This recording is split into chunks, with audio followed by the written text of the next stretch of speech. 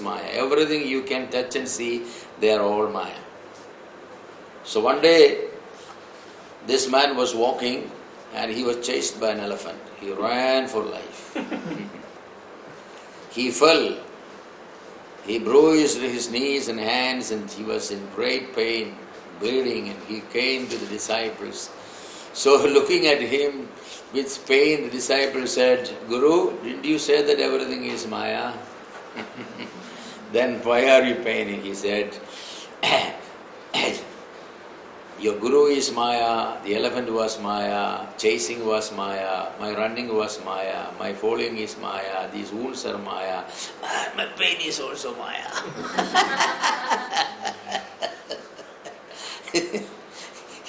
You cannot run away from the realities of life.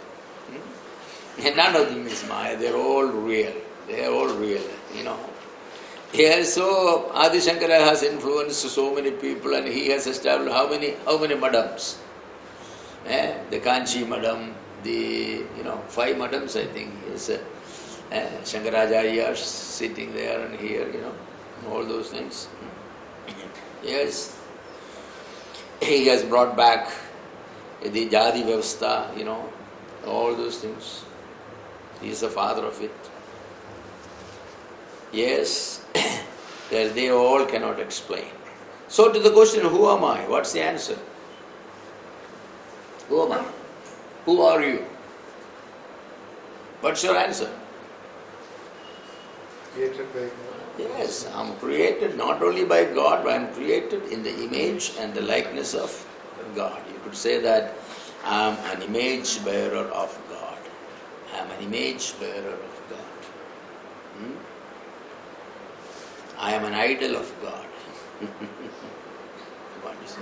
I'm an image bearer of God. God already made one idol, that's man, in his own image. No more idols. Yes. So the question, who am I, is a very important question. Where did I come from? It's a very big question. Where did I come from?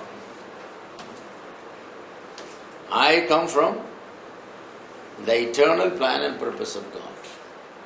Everything about me, God planned, God decided, God had decreed, God made.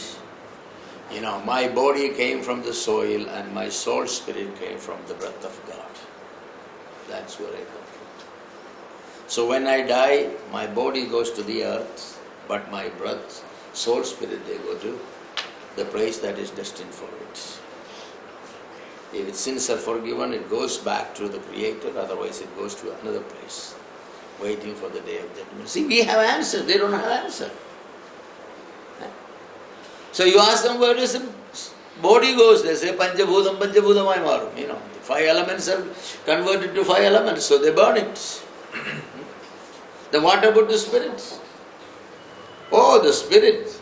They have a big problem about the spirit, That's the wandering around and troubling people, what they call prayagam. All that thing. So that's, they don't have an answer again there. They don't have an answer. Yes. Why am I here? Why am I here? Why are you here? Can you give the answer? Why you are here? God created man with the 3 offices. Man is a priest, man is a prophet, man is a king. Every man. As a priest, he is to offer this whole universe to God as a sweet-smelling sacrifice. That's our job.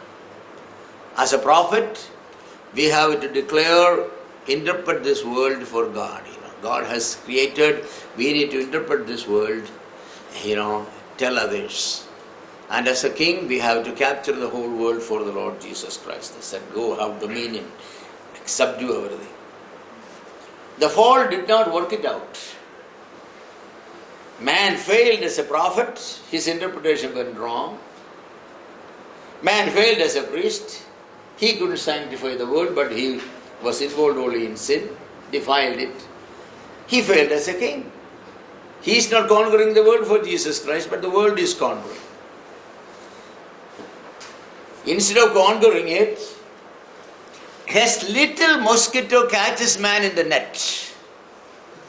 See that? Most of the people are inside the net and mosquito is outside. So who is caught in the net? The man is to catch the mosquitoes in the net, but mosquitoes are catching men in the net. That's what's happening. So who is conquering whom?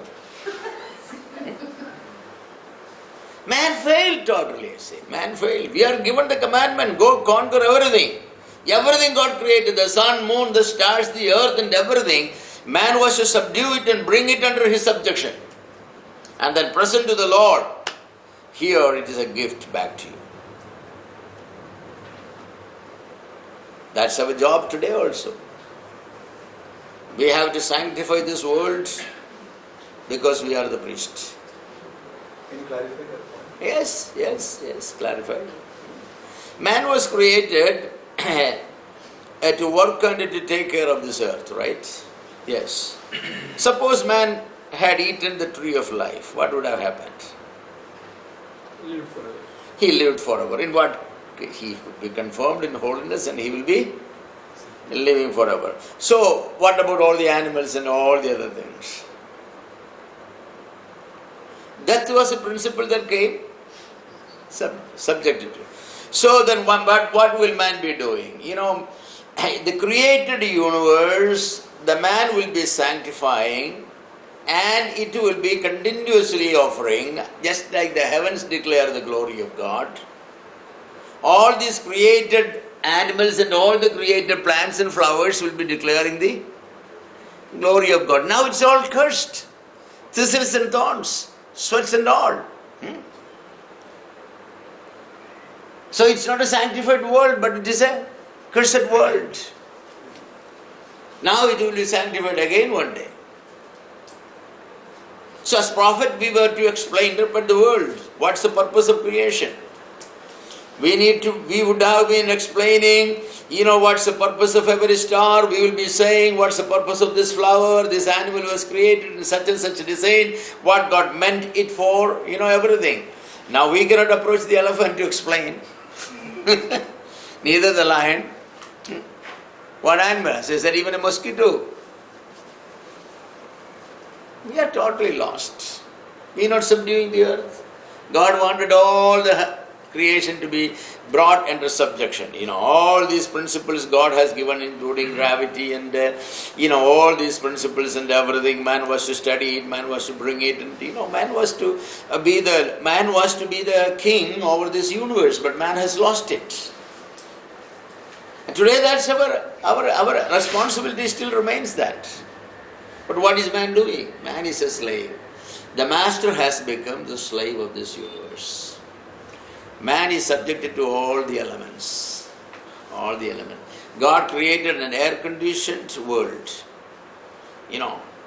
Where man was to live for thousands and thousands and thousands, forever. So man was above all these things, but now man, he cannot go out in the winter time, he comes in with running nose. See what happens. So who is winning? So we go out like what? In the winter, you go places where there is snowfall and all. People go out like, the astronauts went over there and walking like this. What is this you are doing? We are subjected to all the elements. So we are a defeated people. How nice it would have been. So, why we are here? We are here for a purpose. Yes. So the question, where are you going? Because I am defeated, I am not able to fulfill my functions. I have only two places to go, either heaven or hell. Heaven, only if I am reconciled back with God and I regained my positions of being a prophet and a priest and a king, then I will go there or I will go to hell. Is it terrible? I think that's terrible. How to get there? Only one answer. I am the way. The Lord Jesus Christ. The Lord Jesus Christ. Oh, it's amazing, isn't it? It's beautiful. And David Livingstone went to East Africa. He wanted to be a witness for the Lord and to tell those people about the love of Christ. But, David Livingstone has conquered the African continent. The people in Egypt had a mythological faith that the river Nile never dried in the history. It was almost called the blue waters in it, Blue Nile. Where the water came from? Oh, they believed the sky was blue, the water was blue, so it came from heaven. Yes. It was David Livingstone who went and found out that the waters in the Nile came from Victoria Lake. He found out the Victoria waterfalls and the Victoria Lake, and then he found out that water flows down the river Nile. They lost one of their gods. My point is, a man wanted to preach the gospel was not just a preacher. He was granted the great honors by the National Geography, an FRGS degree, fellow of the Royal College of Geography, and he was a great man of God. He had inventions, not only preaching the gospel. And I think every Christian is supposed to do that. Christians should be doing research on how to solve AIDS and all these, cancer and all these things. We should be. How the stars work, how the moons work and all these things. We are prophets, we are to interpret this, and we are kings and we have to conquer this. But what are we Christians doing? We are not fulfilling our job. We are doing what the secular people ask us to do. That's exactly what Christians are. Christians are employed by atheists and agnostics and Marxists and secularists. They are employed by. Today, Christians are working for Satan. Today, Christians are working for Satan. In the sense because most of the institutions are run by them. A lot of Christians work for Procter and Gamble, who finance Satan worship and all. For example, they said, or on India television, some people have said that they also contribute money towards that. I don't know, I don't know, but But whatever maybe, there is a lot of things. So in another sense, what I'm saying is that the Christians do not realize why they are here. What are they supposed to do? We are spokesmen for God. We are the prophets of God to interpret this universe. This universe does not operate upon certain natural laws of gravity and all. It has certain spiritual principles. That's what the most important. The Creator. This is a creation. The Creator, the design, the intention of the Creator. We need to tell the world why these things are. We have to capture them. So, great Christians have done that, That's what they do. When they go somewhere, they start schools and they start hospitals and all. Why? Because they wanted to educate the people so that they will read the Bible. That's the first book they wanted to give. It's sad to say that Christian missionaries gave education, and Karl Marx and the communism gives them the literature to read. That's what happened. Christian missionaries taught them to write and read, and the Marxists gave them literature to read. Because we failed. We failed. We cannot. So all these important questions, none of the pagan worldviews can answer. No, they have no answers. Who am I? They say you are just a bag of chemicals. Where did I come from? Well, from a sea of protoplasm. Or where else? Why are you here? No purpose, just a chance. Where are you going? Nowhere. Nowhere. You have no answer. What purpose those people have? I usually ask you, to some atheist, sir, what's the purpose of your living? I don't have any purpose. Then why are you living? It's an accident. It's an accident. I never planned to be here. Just by accident came here. So I'm living. That's it. Living without knowing why one is living. So they have to come to the Bible to get answers to these questions. Not too many inquirers asked for the existence of God. They all believe it. Who asked? And a survey was made some years back and they found that more than 95% of the world population believe in God. Some form of God. May not be true God, but they believe in God. There is a God. Only 5% or less than 5%. And this 5%, the minority has made us on the defensive. Is that shame? 5% to put the 95% on the defensive. Tell us why you believe in God. We should be asking, you dumb person, tell us why you rejected what 95% of the people are believing it. How come you don't believe it? That's a sad thing. That's a sad thing. So we have Bible, we have answers to all these questions. And when we give these answers, 95% of the people are satisfied because they believe in God. They believe in God. Most of them do not require any reasoned answers for God's existence because they believe in His existence. Yes. Very few people will say, give me a reason or an evidence to believe in God, then I will believe. No. All those who believe in God, they believe without any evidence. Without any evidence. They just believe it.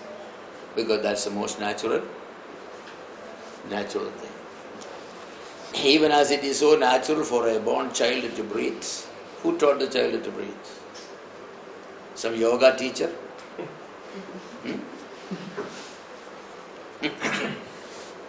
See, a born child start breathing.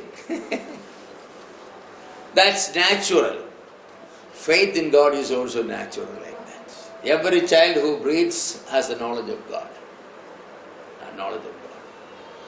When somebody at certain age begin to, pump into their nostrils these poisonous gases, and then the answer comes, there is no God.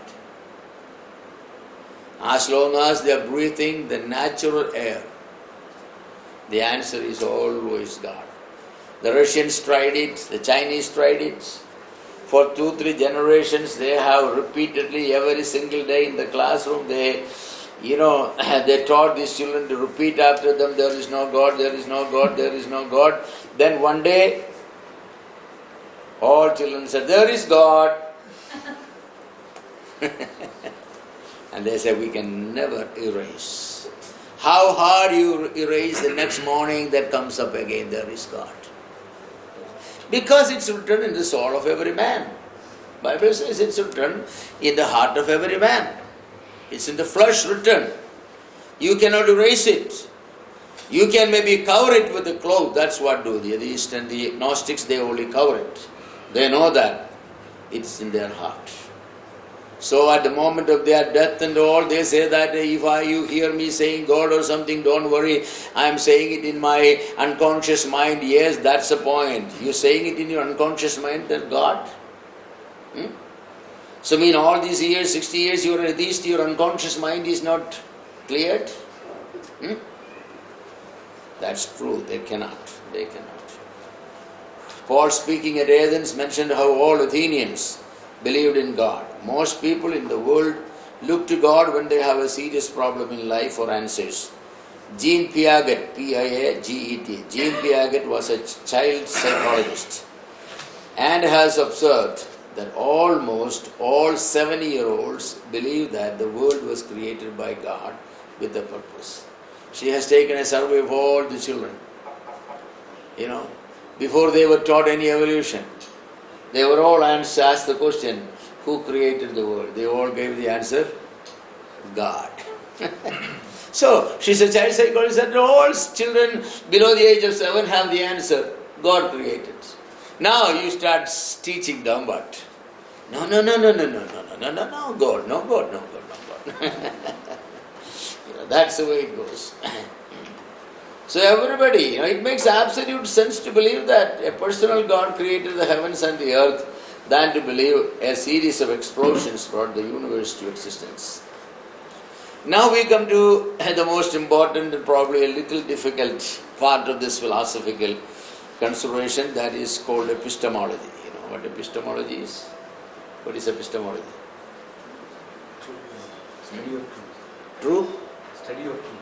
Study of truth. No, epistemology is actually a theory of knowledge. Yes, theory of knowledge. Theory of knowledge. It answers the question, how do we know what we know is truth? How do we know what we know is truth? Epistemology is the theory of knowledge. It answers the question, how do we know what we know is truth? So time. Okay, we'll take a break now. All right.